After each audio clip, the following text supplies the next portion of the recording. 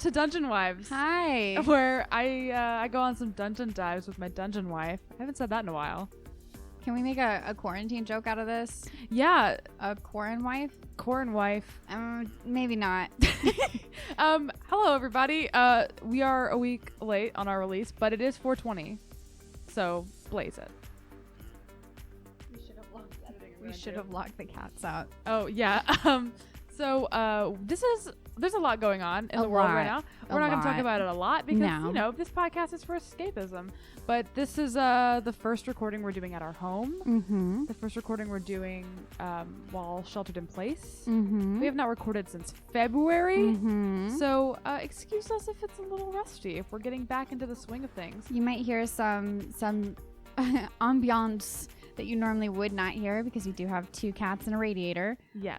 But we wanted to get this episode out regardless. Yeah, and we want to keep making this show. And thanks to our amazing patrons, we're able to afford a recording setup for our own house so that we can keep making this show. And we will work, continuously on improving the audio quality over time. But we'll get there. This is our first try. Yeah, so thanks for sticking with us. Thanks for tuning in. Yeah, and we're glad to keep making this show. We will, now that we have our setup, not go 2 months without recording or playing again, which is good for our brains, I think, because I'm so scared I don't remember what's going on. But I do. I'm the DM, right? That's my job. I won't let you behind the curtain to know that I'm terrified. Except to tell us at the top of the episode. That's how I work, baby. That's how I work. And I trust you, Rachel. I trust myself because I was smart enough to create a PC for myself that does not know what is going on at any given moment. That's amazing. I've covered for myself. Hell yeah. Let's get started. Are you ready to play this diggity darn game that we play together? Diggity darn game. All right. And also, I hope the cats make an appearance. I hope the cats decide they want to make their debuts. You say that, Kiki's about to jump on the table. Nope, she's grabbing that piece of plastic. We're gonna be pretty chaotic, I feel like. It's pretty feral. Let's go.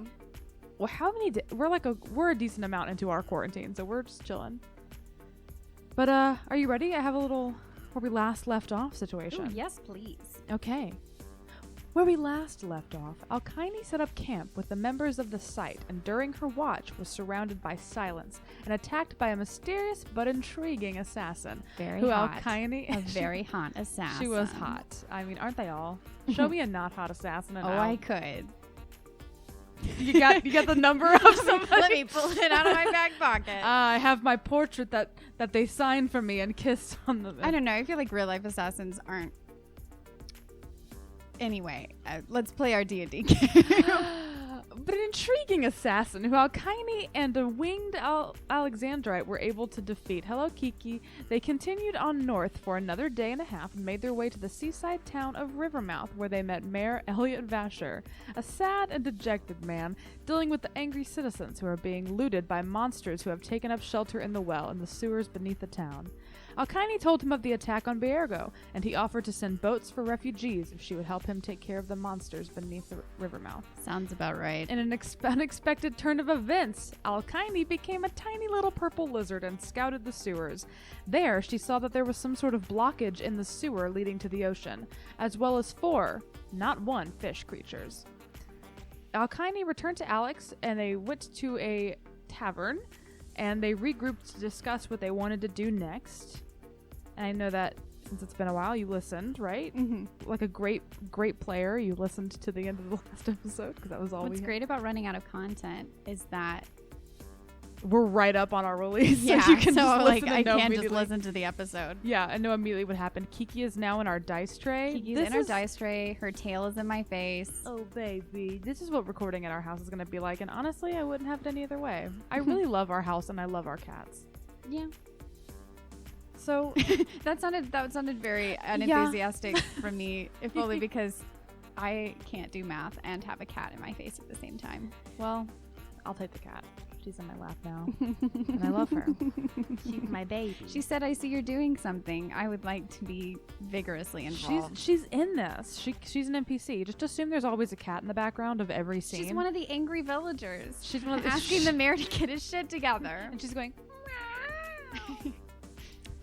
So you listened to the last episode, so you kind of have an idea of what you and Alex spoke about. Yeah, we're gonna. I mean, Sort of. What's going on with Rachel right now? My impulse is that we're going to go to the library. Okay. That's it. All right. Do you know where a library is in town? No, I figured we'd just ask the bartender. Okay, go ask the bartender. Or the concierge. Did I describe the bartender in the last episode?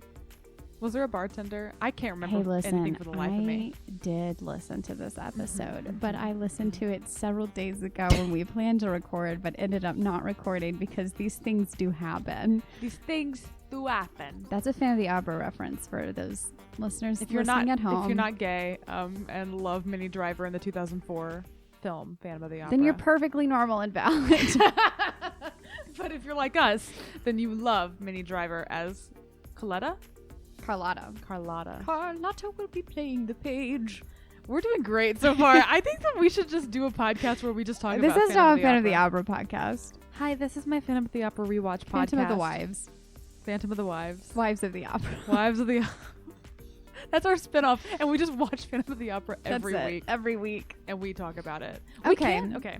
So I'm going to say to Alexandrite, I don't know anything about these fish people except they seem really hungry and sad. Also, good morning. I'm assuming we took a little nap or something. It was like midday. Good afternoon. It's a good idea that we took that nap. Yeah, that would count as a short rest, right? It's the same conversation we were already having. Yeah. Except before we had the nap and before we got that short rest. Why right? do you want a short? You have to ask in me. Case you say, Mackenzie, I'd like to take a short rest. I would like to take a short rest just in case I want to turn into a lizard twice. Okay, cool. Then you have to spend an hour hanging out in this room, I guess, and resting. Yeah, we take an hour nap, whatever. Yeah, sure. You take a short rest. I assume you just. Is there only one bed? Yeah. Wait. Oh no. There was a thing. Oh no. There's two of us, but there's only one bed. Because I think once again I should have listened again to the episode, but she only got one room. Oh no, she ended up getting 2 rooms because. What would you like? I think that Alex would get her own room. Well, then I guess there are only 2 beds and 2 separate bedrooms. We each take one. Ooh, and we don't interact. Spicy. We just go straight to sleepity sleep. Yeah, I mean, I think that Alex is feeling fine, so she's honestly gonna read and just work on some stuff in her bedroom. Well, she didn't turn into a lizard. Does some yoga. Starts her sourdough starter. She plays Animal Crossing. She puts her sourdough in the oven. She takes tasteful nudes. Yeah. What was the rest of that meme? That's it. That's the what gays do in quarantine. Okay. Meme. So after you take your short rest, my nap. We should just call short rest naps. Honestly, that's what they are. Once you take your whittle nappy, where do you want to go? Well, I'm gonna knock on Alexandrite's door. She answers Knockity knock knock. Hello. She answers it and smiles and goes, "Hi, are you ready to go?" Yeah. Sorry, the lizard thing. Ooh, really wiped me out. Yeah, I can imagine. So do you don't know anything about lizard people? Fish. I mean, there's lizard people. folk. Not the really. well people. I don't know anything about specifically well people or specifically fish people. Off the top of my head, that's not really my forte. So we should go to the library, right? Yeah, we talked about that. Yeah, let's do that. Man, I'm exhausted, still waking up. Yeah, do you need some coffee? No, it just explains any memory lapses that I might have. Do you need some Dr. Pepper? Any continuity errors are a result of my grogginess from this nap. Let's go downstairs and ask where the library is. All right. And so you go downstairs, and it's like decently busy. It was the Drunken Mermaid, I believe, was the name of this place. Yes, and even if you ask a bartender, there's another one on shift, so that I don't have to have any continuity errors, and it's just a different bartender. And so you see, it's like late afternoon. It's not quite night. It's not quite lunch, so it's pretty chill. But there's still people there.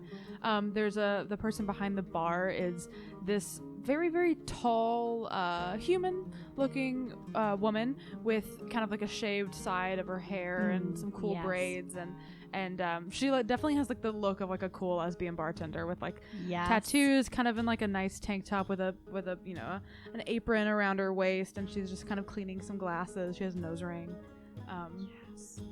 Yeah, she's just there cleaning. Hey. Oh, sorry. Hi. Hey. Are you busy? No, I'm cleaning this glass. So. Cool. Yeah. We're looking for a library. Yeah. Well, we have one kind of. What does that mean? Well, it's like a bookstore, but also a library. It's kind of the only one we got going on. Good. It's That's a little bit of a actually twofer. good. Where is that? Oh, it's and she kind of tells you where it is. It's like more on the north. It's like I drew a small map. Hold on. So I didn't finish filling out all the houses, but like this is where you came into town. Okay. And then this is the middle area, yeah, the well. And then like these are all houses. These are all houses. This is the stable. So it's very like linear town. It kind of goes straight through. On the west part of town, right against the ocean, there's sort of this like fish market. Okay. And like right at the top north of the fish market is the bookstore / library. Okay. So She tells you it's called Ultra. Ultra? Yes. Okay. Sure. Thanks so much. Have a nice day. Yeah. See you around. And we go. All right. And so we're you just walking along leave the cool fish hot market. bartender. Yeah. So there's you leave the Drunken Mermaid. You see that there's like a guard or two that is trying to kind of patch up the hole that was there just temporarily because they assume you might re-enter or something, but they're trying to temporarily patch it up because if you remember, it was like it looked like something burst out of it. So they're trying to temporarily patch it up, and Elliot is over there and is being useless. Yeah, he's just sort of like talking to the guards and trying to help. And people are kind of walking up to him, and you see that happening, and then you kind of take a left and kind of go down this very decently busy street in the direction of the fish market. And you go here, and it's like the most bustling part of town. There's like people bringing stuff off of ships. You can tell this is where a lot of the like cargo comes in and out. The fish market is sort of this place where like there's less regular businesses. There's like occasional regular businesses that are buildings, and there's like a ton of stalls that are almost like rented out. Like people come to Rivermouth, the Renaissance Fair. Yeah, and then they like bring their stuff off their boat, they sell it, they get back on their boat, and they leave. So it's like a port where they can just come, they can immediately sell a lot of their stuff right at the seaside and then leave. And so there's lots of cool things. There's like people that sell that have come from the south, from places like Bayergo and the southern Searing Sands, that bring like cool jewelry and fabrics and incredible things like that. And there's like people from the north that bring these beautiful jewels. Like you see these very distinctly like rough-hewn, half-orc, like half-dwarven people that like bring like jewels from the north. Half-orc, half-dwarf? Yes. They like there's like places come here. It's a smaller port out of the ones across, but it's like a decent one for selling, yeah, because it's like a nice little middle point between the south. It's like a mom and pop port. Yeah, and so you see a lot of those places, and eventually you get to this it's a very distinctive building. You cannot miss it whatsoever. It almost looks like a building in Toontown or something because it's like weirdly shaped. Like it's almost like kind of, it looks like the Leaning Tower of Pisa. Like the building is a little bit off center, and it says Ultra's bookstore, and then like store is kind of scratched out, and it says library, but then there's like a question mark added to the end of it. Like it's just like, it's an insane looking building. It looks very rough hewn and silly and kind of out of place in this town that's like pretty put together, but it's kind of charming in a weird way. And you see Ultra's bookstore library. I'm gonna turn to Alexandra to be like, we're either gonna get all the information we need from this place or none of it. Yeah, but I feel like either way it'll be kind of fun. Is that weird to say? Nah, it looks like a fun building. It does. Let's go in. You lead the way. I lead the way. All right, you walk into Ultra's. Is this where I meet? Is this it? Yes, this is an NPC I've been based excited off about. of someone in our lives. Yeah. So you enter into this bookstore, and it's a very stereotypical like kooky bookstore owner, probably like stacks of books just everywhere. It's a very tall building, and it's because there's like 3 levels. to this bookstore of just books, but it's also compact, so it's pretty square. Mm-hmm. So it's just like 3 very distinct levels, but there's shelves everywhere. It's a maze of just books stacked up against each other. There's a little bit of a counter immediately to your right as you walk in. There's a little bit of a bell that says ring for assistance. Upon entering, you don't see anybody immediately. All right, ding, ding, ding. You ding, ding, ding. You hear like a crash of a bunch of books fall, and you're and you just kind of hear this groaning, and the bookshelves are probably like 6 foot tall. They're like not super tall. Okay. You hear this groaning, and you definitely heard it from a specific direction, like in the back right. And you look over where you hear it, and you see like a head pop up above the bookshelves. Oh yes, like a very, very tall person. You see like kind of like shaggy dark black hair, kind of. And this person like turns, and you see these like bright eyes and these kind of weird looking like long ears that flop down over this like shaggy hair, and the eyes connect with you, and then they like the face lifts up a bit, and you see, you probably know what a furbolg is. Yes. So you see it's like kind of the bovine nose. I'm going the Matt Mercer route, the bovine nose, but you the person like lifts up on their toes a bit to fully greet you with their face over this bookshelf, and they have this bright smile with a bit of like the 2 front teeth are chipped right in the middle, and so they have like, there's kind of just like a little space where the teeth are chipped. They have a little bit of a lisp. No, not like a big lisp. That's just how their teeth look. Oh. They just kind of like, it's like the middle of them both are kind of cracked in like a little triangle, and so the 2 front teeth are kind of pointy, but they like just a crack in the front of their teeth. So they have like a gap there, but they smile this like bright, wonderful smile at you, and are like, hi, and then kind of stomp over and make their way over to you, and you see that it is a very tall furbolg with kind of like a brownish fur coat to them, like shaggy dark hair.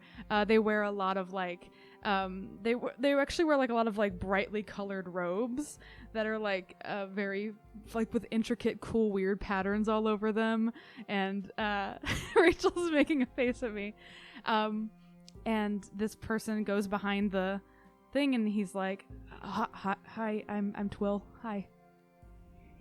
How are you? Shout out. We love you, Elijah. We love you so much. I've been planning this NPC for so long. He goes, man. Hi, how are you? Hi.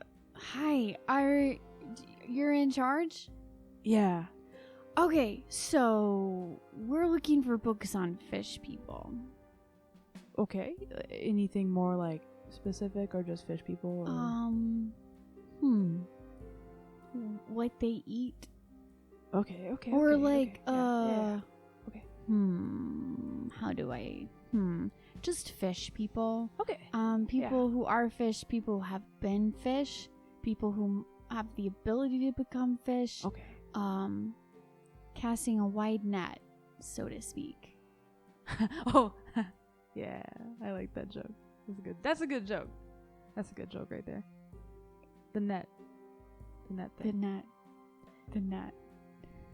He kind of just like makes this look at you because you did not react to him liking your joke, and he's like, what? And he had, there's like this very large book on the table in front of him that just was there when you walked in, and he opens it and it looks blank, and you're like, okay, what is? And he puts his hands on it and he closes his eyes, and this sort of like yellowy, like it's like yellow green kind of energy flows out from his fingers, and it's almost like words begin to form on the page, and then all of a sudden, like, and a book slams against the wall, and he goes, oh, sorry, that was rough, oh, I'm sorry, and he goes back to it, and then you look and you do see like he's like kind of moving and just sort of concentrating just on this, straight vibing, and he's straight up vibing, and like these books are like moving off the shelf. Some of them are like, you see some stacks falling over because one from the bottom just like moves, and they sort of like stacking over at the front where you are, and there's about 4 books there now, and he takes his time, he does this, and he stops and he goes, all right. Okay. So we got books about amphibious individuals and like just sort of like monsters and creatures and things that are like fishy or live in the ocean, stuff like that. We got this seems to be a cookbook specifically of how to cook fish. Might not be right. And then and those are the two that are most relevant. The other two were sort of just like the area of Rivermouth and its inhabitants, which like so this sort of like the Gulf of Suna, which you're kind of right off. So it's like the Gulf and like creatures that inhabit the ocean right there. And the fourth book, I don't know, because my brain's not working. I don't feel like making it up. But those are the ones that are most. Well, Kiney takes one look at the fourth book and is like not that one. Yeah, get out of here. Not that one. Get out of here. My DM doesn't want to make up another title. Get that doesn't matter. Okay, so Alkyne's gonna be like, thank you so much. We'll be right back.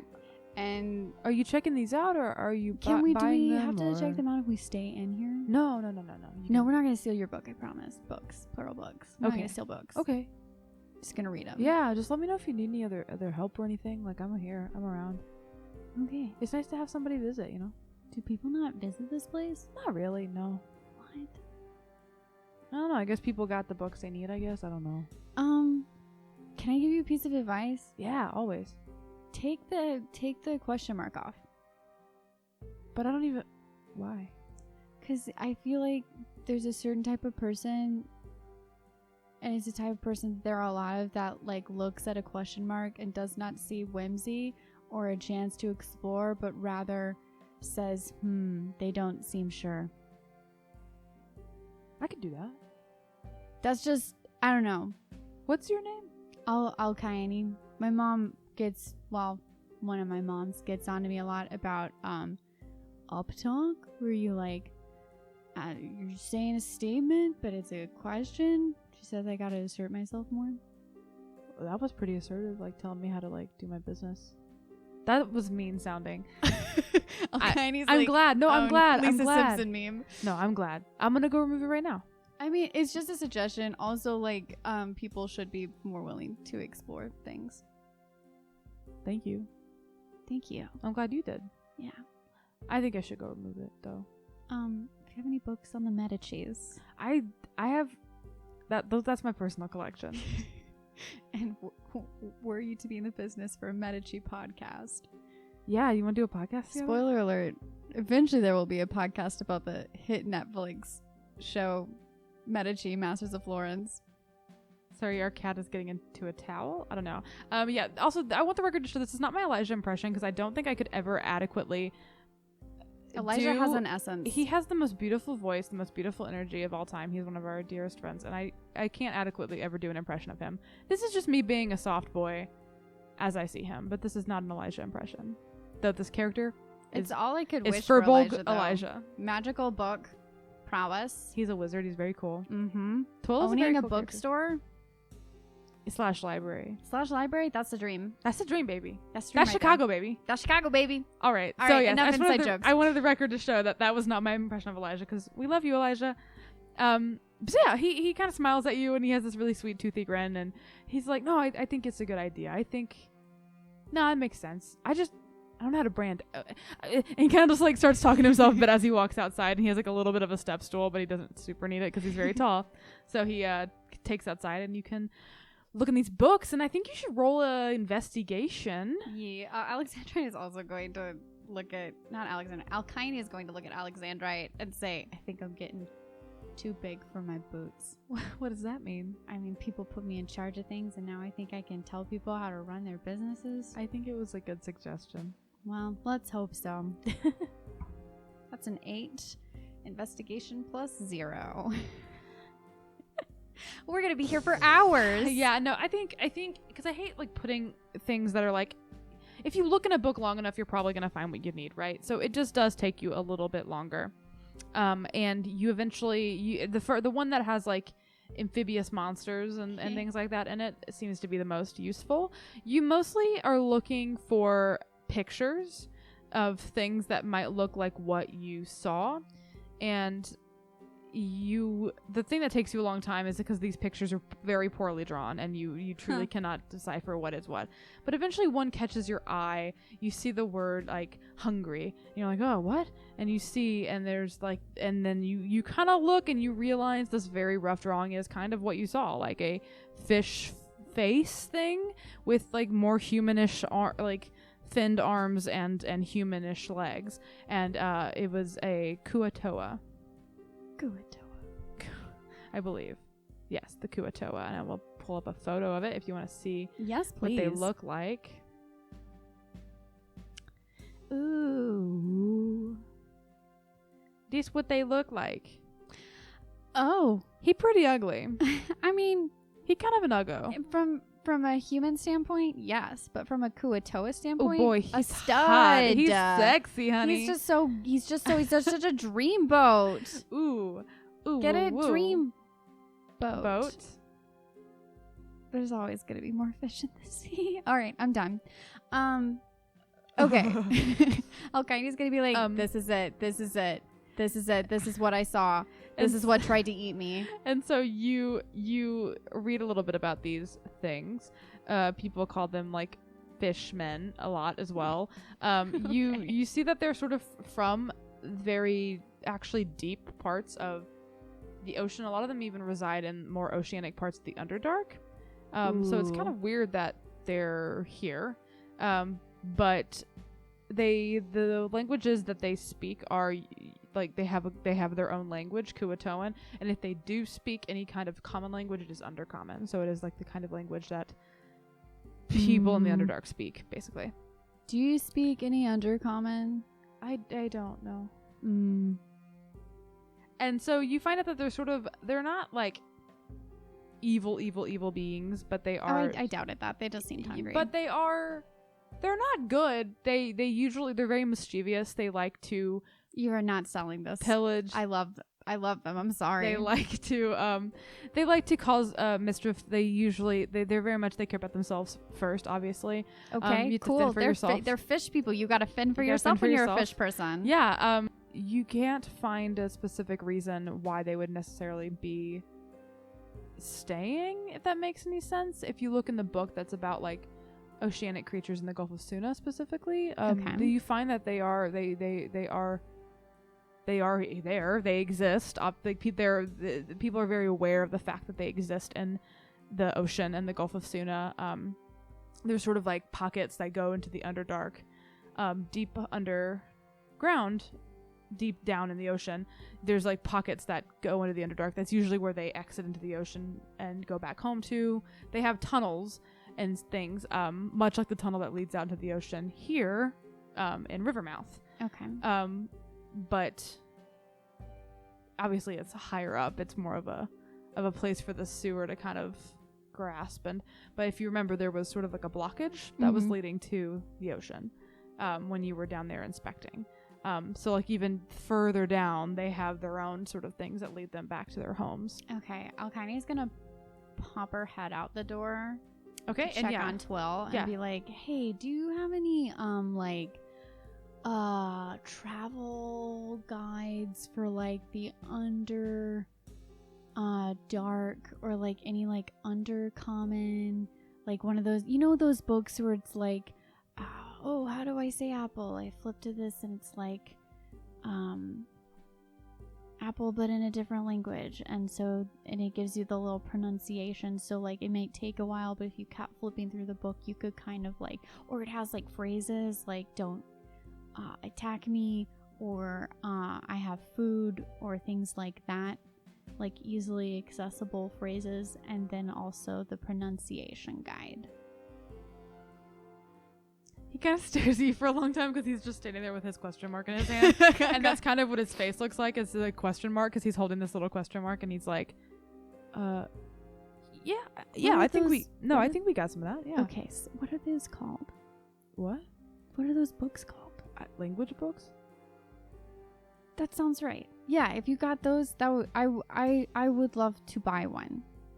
Oh, okay, yeah, okay. And so he comes back in and he puts his question mark like on the like desk, like as accoutrement for his desk. This is turning out exactly how I wanted. And he smiles over at you, and he doesn't really do his book thing because there's like a section for languages, and so he like looks around for a bit, and he starts going in a direction, and then goes nah, and then turns around and goes in the other direction, and then goes oh, and then goes back in the way he was already going, and he's kind of like, and then he like picks up this like.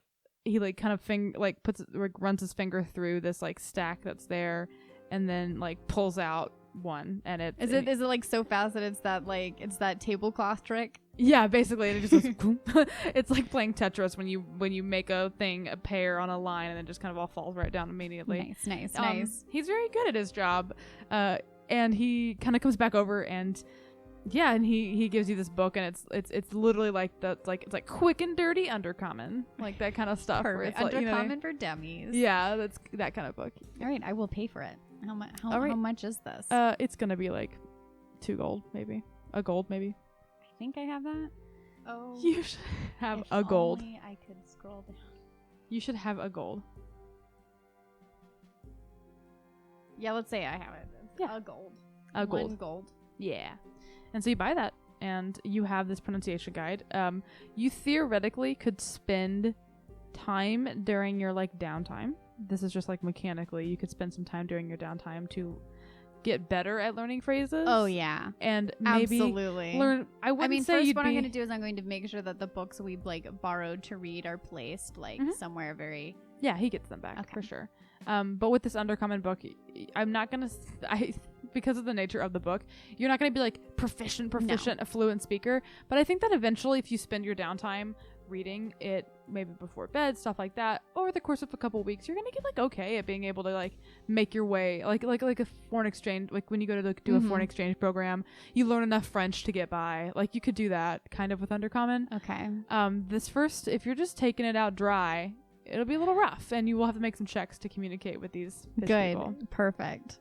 So, yeah. I'll kind of be like, I got a plan.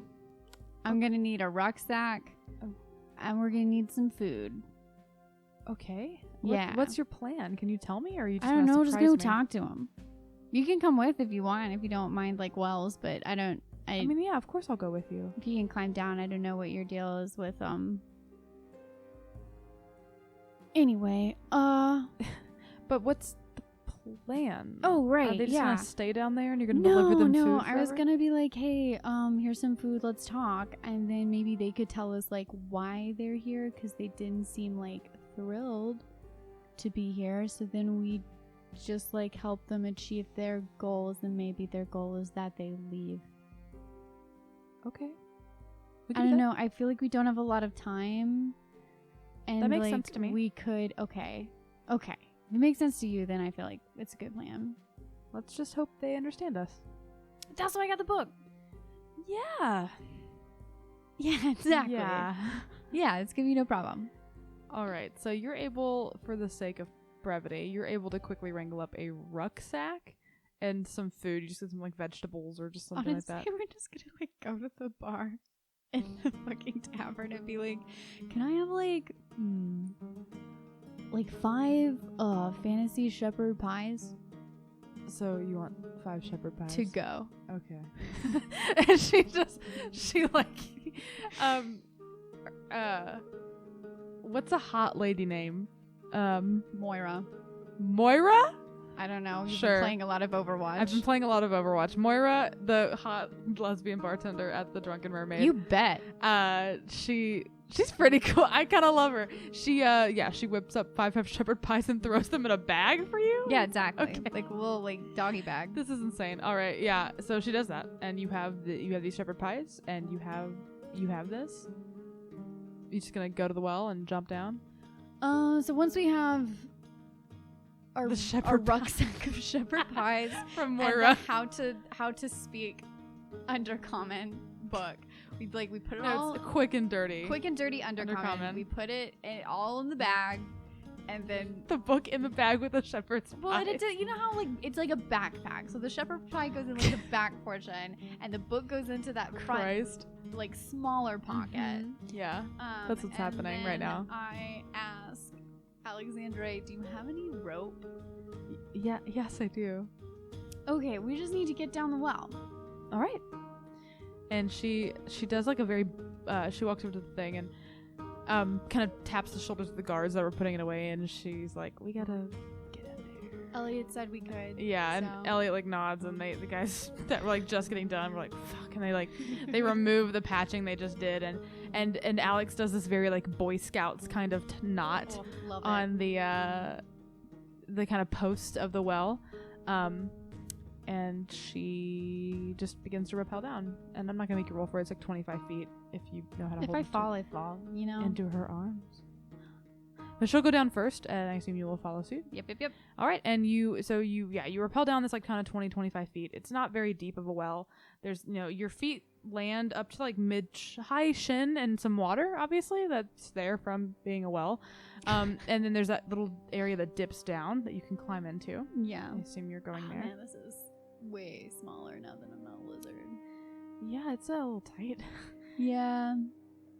So it's this way. Okay, lead the way. I'll lead the way. Yeah. Let's go. So yeah, you're so you climb down this lower area. These are like sewers-ish kind of that like run off. And so it's like a little sloshy. It's not super dirty, but it is like you're walking in water. Are you trying to approach I should say you are following, I assume, the same path you took earlier to find these things. So you're kind of basically following the trail. Are you trying to approach in a stealthy manner, or are you just kind of going up to where they were? Just going up to where they were. Question. These are humanoids, right? They would not be classified as beasts. Actually, I don't think they're, let me see. Oh yeah, they are classified as humanoids, yeah. That's what I figured. Why? I have speak with animals that I had in my back pocket. They're a little different than that. Yeah, I figured, but you know. Okay. So yeah, I'm not fucking. I mean, I'm gonna shillelagh my staff. Okay. But other than that, nah. All right. So you're just going. Yep. Then I want you to roll a perception check as you are getting closer. You are at the area. You are sort of at this like. You're just kind of sloshing loudly through water, and you're getting to the point where you sort of are at that big blockage area. Okay. So perception, yes. Mm-hmm. That is a 12. Okay. Let me see if Alex does not notice. We're just two idiot babies. Yeah. Stomping around in the swamp. And so. Can I say retroactively that I have the book out? Sure. I've shillelagh'd my staff, and I have the book.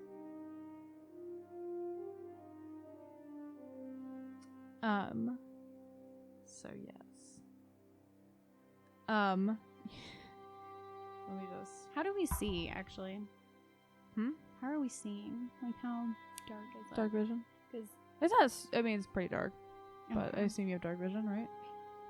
Do I?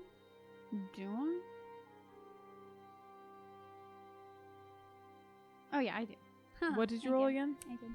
I rolled a 12. All right. So I'm going to say you see this happening. Okay. You are getting to that blockage, and you're thinking to yourself, okay, and then I turn right here. This is where this little tunnel was. But then you think you hear something behind you, and you turn, and you see, like, in the darkness, kind of terrifying looking, one of the fish people about to throw a net over you. And so I need you to roll a dexterity saving throw. Delicious. You and Alex will both roll one. Well, actually, it's just one of them, so they're at you. So yeah, you roll a dex save. That is a 10. A 10 actually just makes it. It's not super high. Delicious. My terrible dice have lost. And so yeah, you see this, and this net, it goes a little wide, and it actually goes into the doorway where one of them was like kind of waiting in the shadows, and it kind of gets caught in the net the other one threw, and the other one yells from behind you. What do you want to do? flipping through that book to say, wait, no. Okay. Like, okay, you know how in these books there's like a section for dangerous situations? Yeah, I'm like, sure you've already let go bookmarked of it. me. Yeah. Or like, I need help. Or someone call the police. All right. Leave me alone. So I want you to, I mean, I guess this probably just be charisma. I don't know. Someone might yell at me about that. If anyone yells about you about that, I will fight them personally. They are personally invited to mask up and fight me. My wife protects me. Yeah, I think just for the sake of this, you just roll straight charisma. Don't add proficiency. Don't add anything. You're not proficient in this. You know. Rachel. Oh, that doesn't count. No, it does count because I made it It was flat. cocked on a backpack on the ground. So do you want to roll it in the tray this time? I mean, there's no guarantee that it's going to stay in the tray. But sure. All right. Big money, big money, big money. Okay. All right. That is, I mean, that's, oh God, math. How high is your charisma? It's just +3, but for some reason I was like, You're really charismatic, actually. yeah, I mean, like, look at her. She's hot. It's not just that. She's just, you look at this person, you're like, there's no way she can lie. That's true. What'd you get? 16. Yeah. Okay. So you had this place. You had this section bookmarked. You see it, and you just kind of spell out the vowels as it's like coming back. It's pulling another net out of its pocket, and you say, "Wait, no." Is that what you were gonna say? Mm-hmm. You kind of do this kind of noise, and that comes out of Alkyne's mouth, and the thing goes. I'm just gonna hold up both hands, including the book, and like the universal gesture for slow down. I'm gonna flip through. I'm gonna find the word food. Okay. I don't want to make you roll every single time, but also it's a new language. You know what I mean?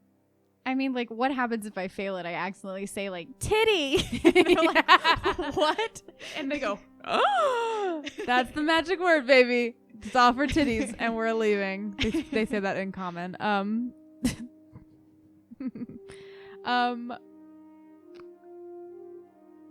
I will say this is something I didn't prepare for, obviously. I love doing this to my DM. So let's say that every time you successfully do a word, the DC of the next word lowers. Does that make sense? It's almost like Matt's like resurrection ritual. Yeah, almost. you get better at it each time. Yeah. So roll to try to say the word food. Roll just straight charisma.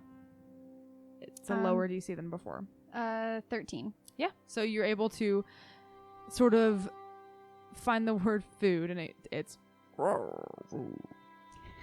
and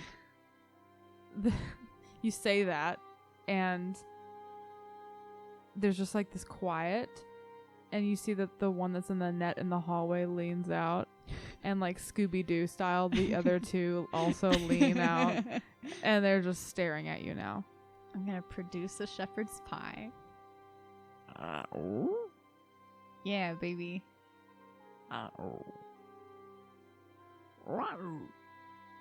It says to you. Okay, I'm gonna feverishly flip through the book trying to figure out what that means. Investigation, I guess? Yeah, I mean, that's got to be a different check. Yeah. That's totally different. You're investigating to what the was. That's a natural one. So you... I can have so much fun with a natural one. You flip through the book, and you're like 100% sure that means did you fight the clock? I don't know.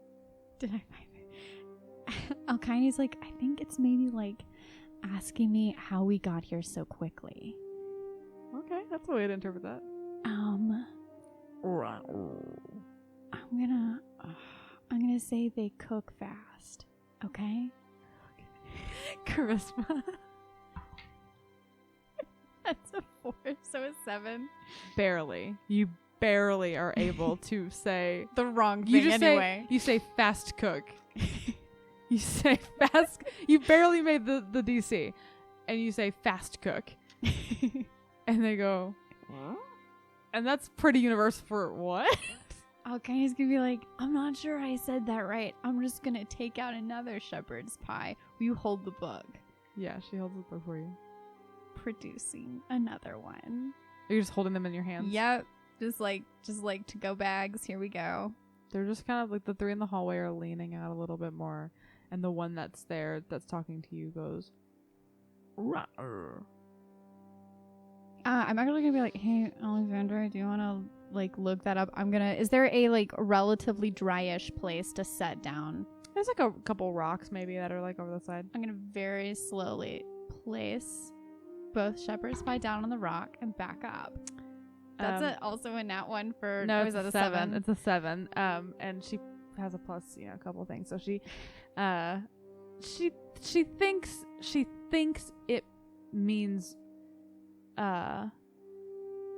she thinks it means where is that? Okay.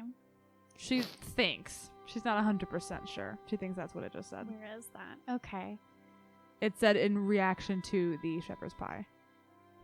So you can decide for yourself if you think that was correct or not. Okay. I know what they mean.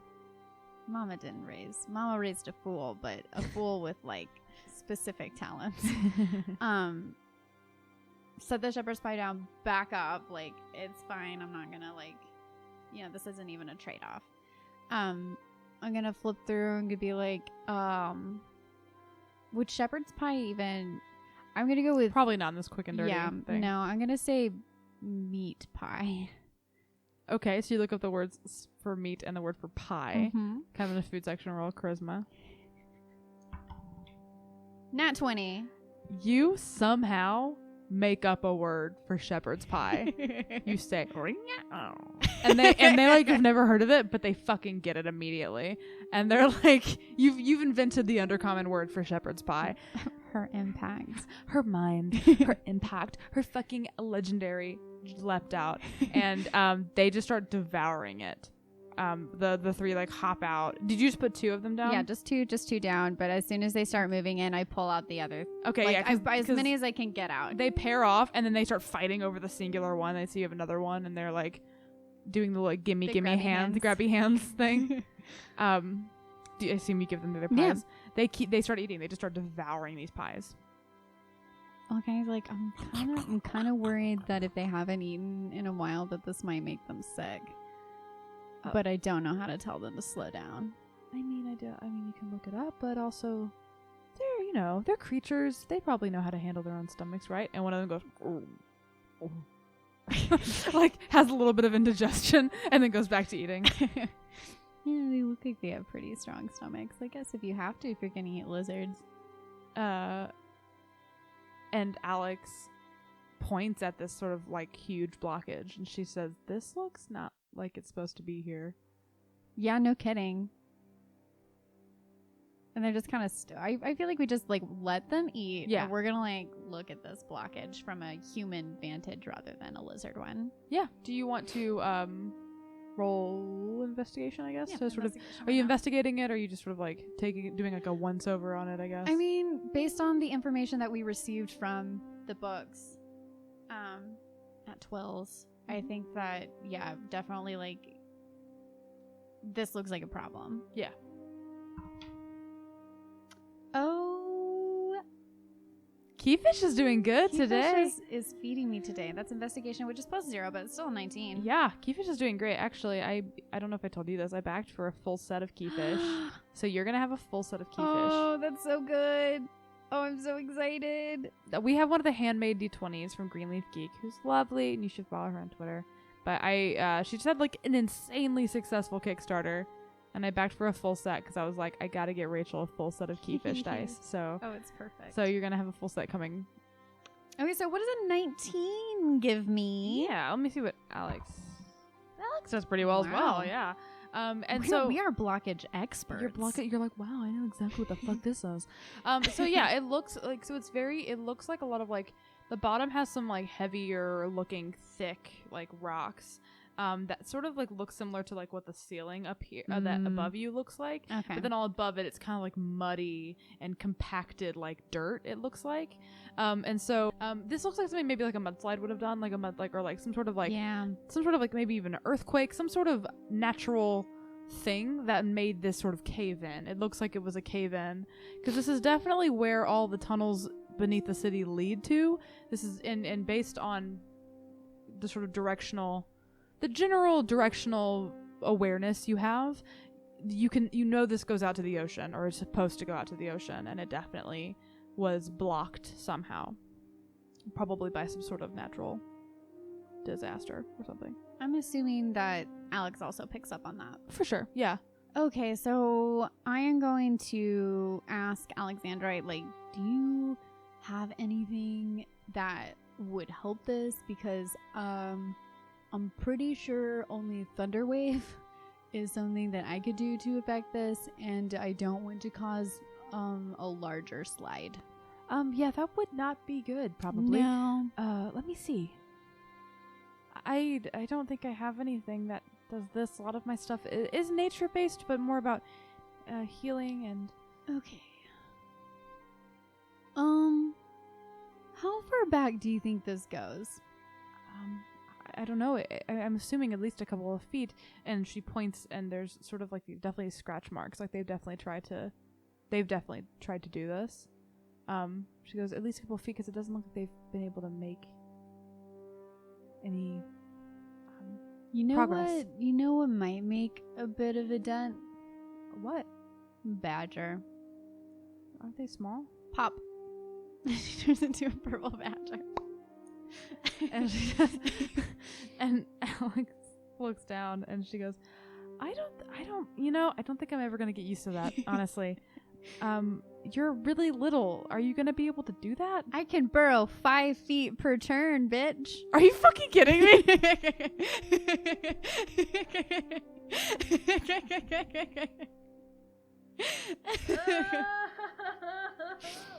So how big can the burrow be? All I have to do is give them... keep doing it over and over again. Yeah. Just keep doing it. I can't fucking believe. Just keep doing it over and over again. And it's just, I just have to give them enough of an opportunity to get their foot in the door. I don't even want to make you roll for this because it's literally just the thing that badger can mechanically do. Is that literally it? You just burrow?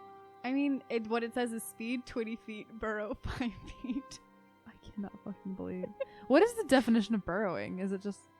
I mean, that's badger's whole deal, is that they, like, create little burrows. The only thing I know about badgers is the honey badger don't care. Honey badger they don't. This particular badger sees a mudslide and says, eh. Okay, so, truly, I was not expecting that at all. Hey, Rachel. Yeah? I love you so much. You're so cute. What's great is that I'm not good at D&D, but I am good about remembering things that are pertinent to mudslides, such as badgers can do that thing.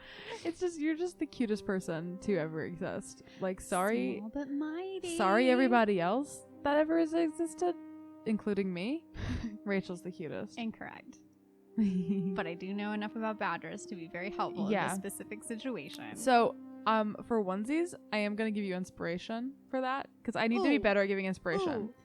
Ooh. And that basically means that you have like a d20. I'm sure you know. I don't know. Basically, you have a d20 that is your inspiration die.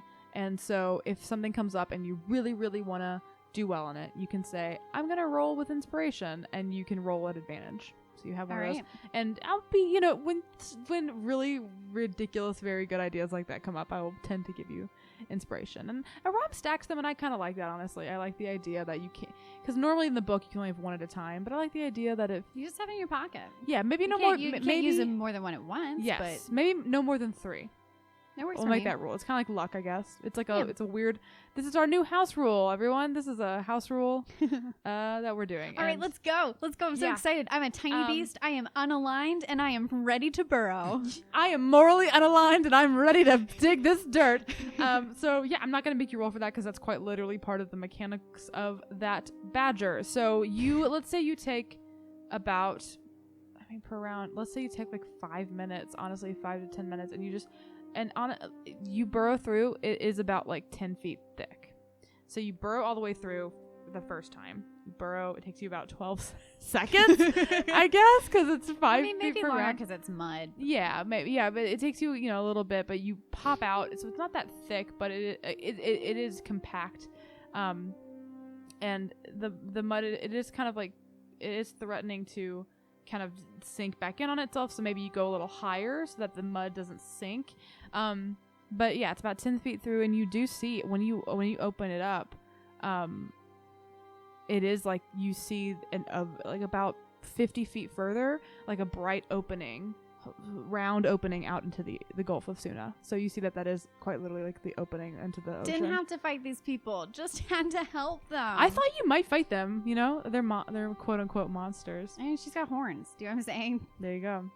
And so let's say you take about 10, let's just say 10 minutes, and you at the top burrow out a decent sized hole, like based on how thick you remember them being. They're slippery individuals. It's actually part of their monster thing, is that they're kind of slippery. They're hard to grapple, if you will, and so they're able to slide through kind of tight spaces. So you don't have to make it giant, but you make it comfortable for them to be able to fit through. Yeah, they have time to eat. I have time to They burrow. definitely don't notice that you've turned into a thing, and so like when you get done, you come back covered down. in mud. Yeah, Alex is just looking at them eat, and they kind of finish eating, and they look over at her and see that.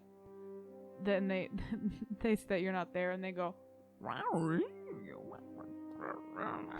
And they Mackenzie is miming horns right now. Yeah, they're sort of like asking Alex where the horned one is, and she doesn't really understand what they're saying, and she sort of just does the things back at them, and but they do see the light coming in from the top, and they're just all sort of looking at it. The one is still in the net, just wrapped and looking, and you see that there was one, if you look with your badger eyes, the one that was laying. Look with your badger eyes. Look with your badger eyes. There's.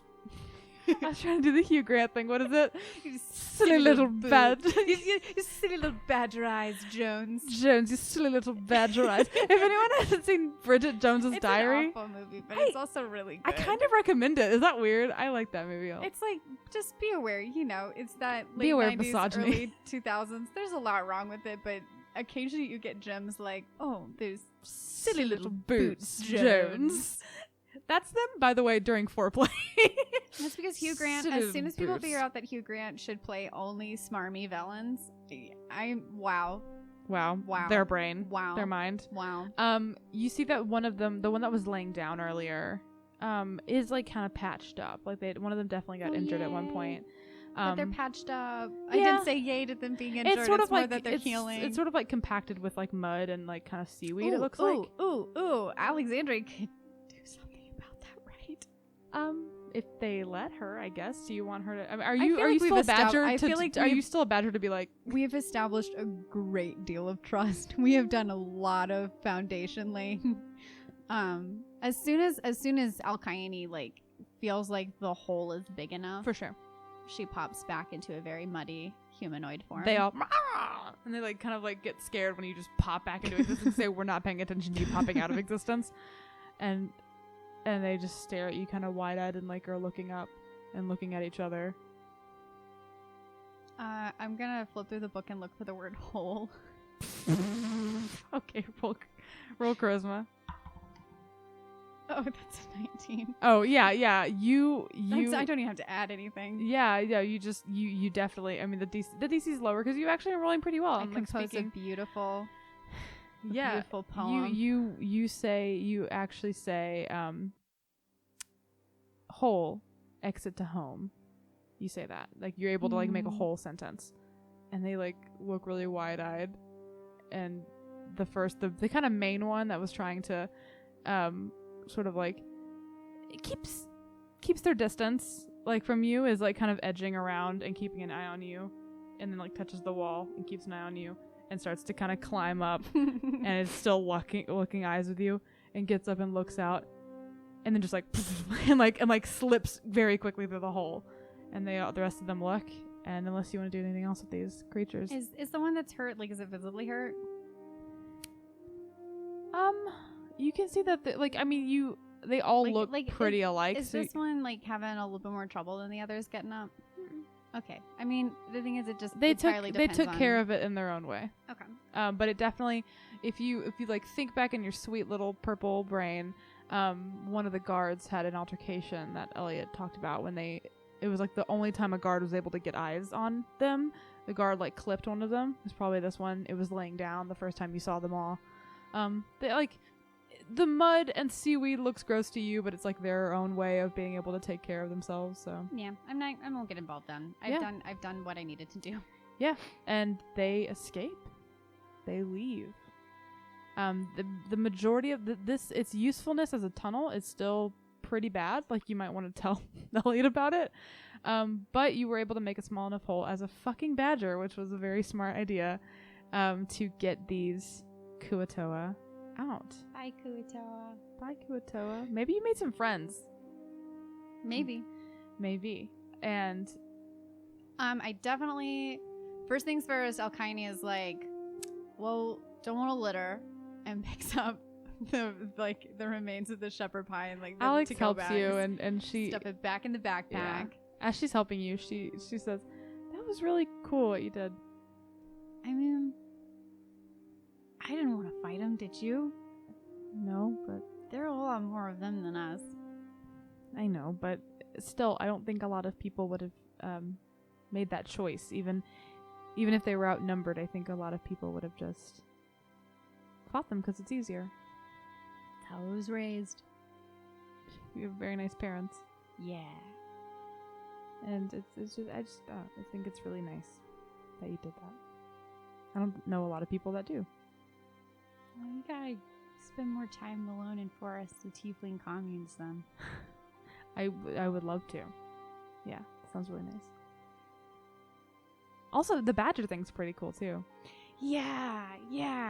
You're like a. I was thinking like, oh, I should be an axe beak. Do you know what an axe beak is? I do, yeah. Yeah. I was like, oh, I'll just axe away at it. And then I was like, no, man, the badger, small but mighty.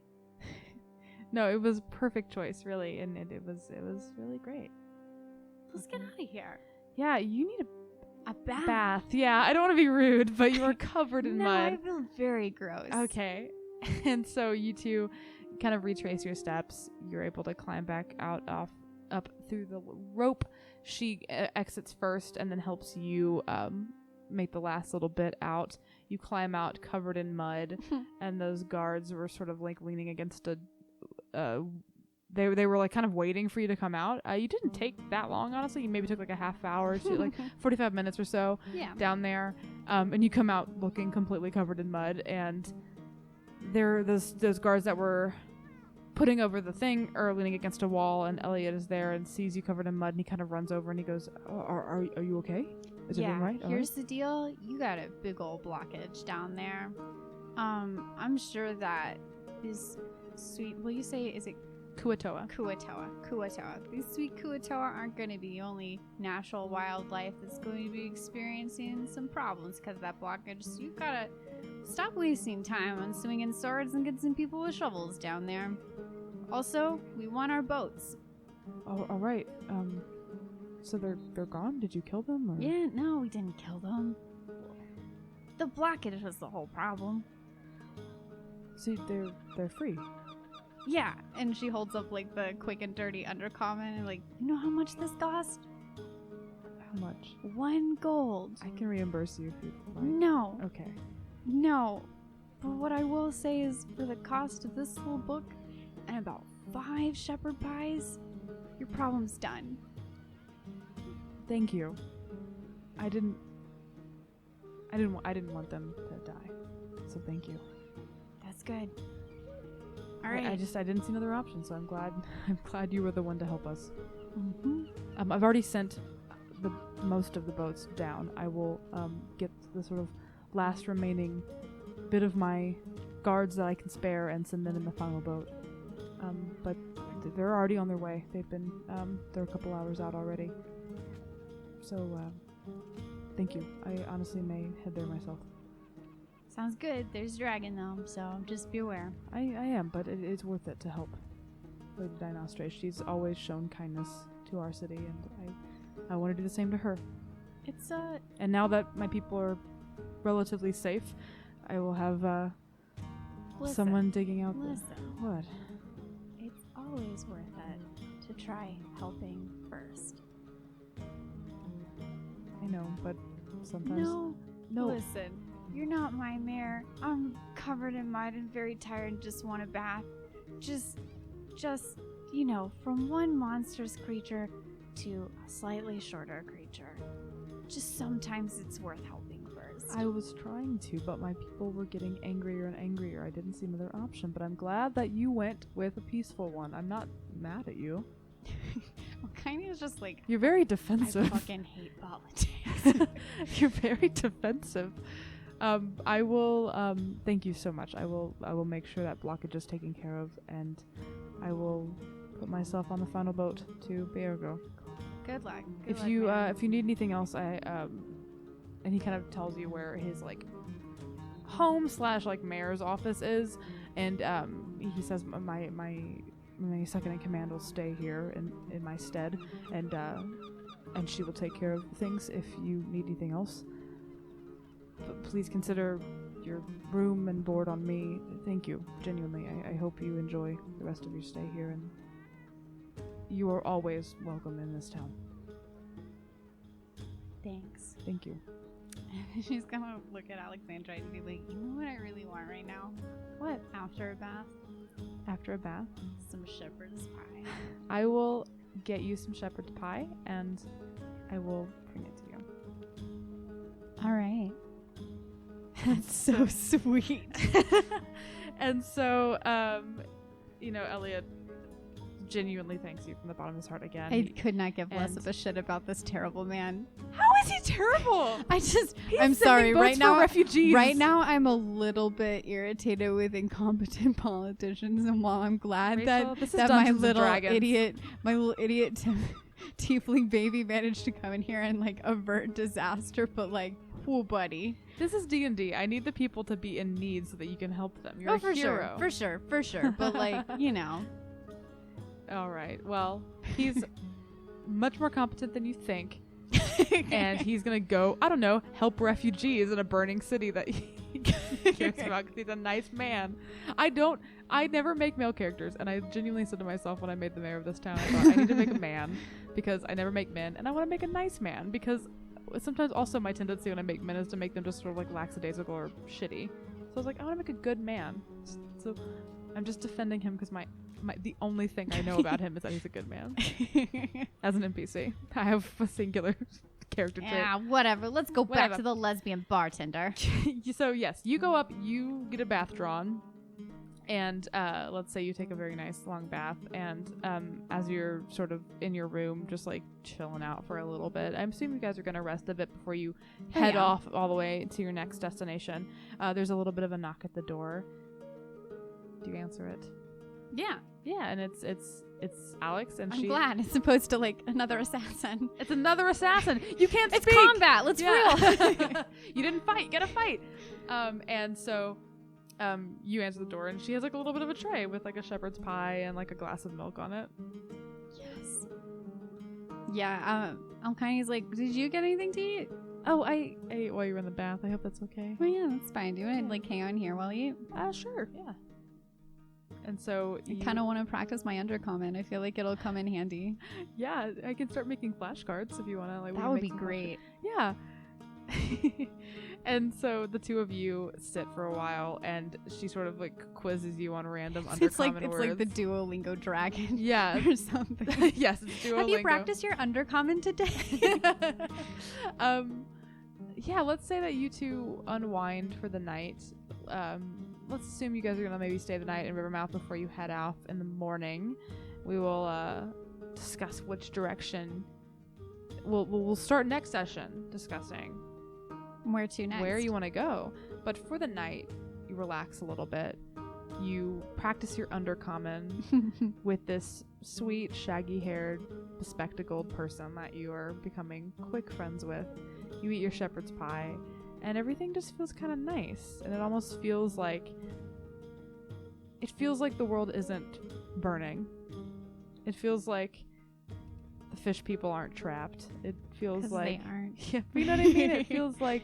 It It feels nice Feels to just like you've burrowed through a very thick, seemingly solid and impenetrable wall of mud. But yay, if only you remembered to be like the tiny badger. What seems impossible is in fact just one wild shape away. Sure. Thanks, DM Rachel. But yeah, you spend some time with Alex.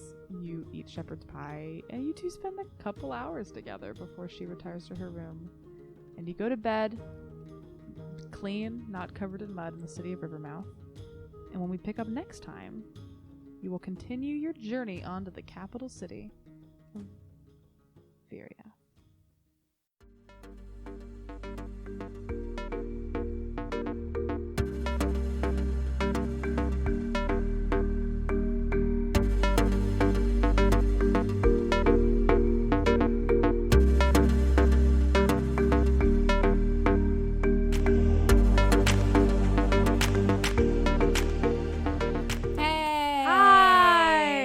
Wives. It's the wives. Thank you for listening to this episode of Dungeon Wives. We did a pretty healthy opening, so we're not going to keep you here long. We just hope you enjoyed this episode. Wanted to give you a reminder that if you want to find us on the social medias, you can follow us at Dungeon Wives, almost everywhere. basically everywhere. You can also find us on Patreon. If you want to support the show, patreon.com/dungeonwives. We've got a lot of fun extra bonus content and fun stuff going on over there, and you can help support the show so we can keep making it. I never say this. If you want to give a review on iTunes or that something, would be so nice. that's cool. And we'll call you out on Twitter and we'll talk about how nice you were. So Yeah. win-win. So it's worth you it. review us, we review you. What? So if that's not incentive enough, I don't know what is. But other than that, I hope you enjoyed this episode, and we're glad to be back. Hoping you're staying safe. We'll see you in the next couple weeks. Yeah. Hey there, my name is Sophie, last name redacted. My name is Mara Sunshine. My name is Joe Alias. If you're like us, you love fantasy, sci-fi, and all other forms of fiction. Also, if you're like us, You can't stand that the entirety of those genres get dominated by incredibly boring and interchangeable cis. White, abled, straight, male protagonists. Stories like that just weren't relatable to us. So we started making our own. come join us at Dungeons and Queers, a podcast where we play tabletop RPGs like D&D and Interstitial. And focus on creating stories with diverse characterization and good representation of marginalized groups. We try to tell serious stories in a lighthearted way, focusing on themes like overcoming loss, Finding your true family. And subverting your fascist government at every opportunity. Find Dungeons and Queers wherever you listen to podcasts, if you're interested in hearing stories about people like you. Be gay. Roll dice. An LGBTQIA actual play podcast network.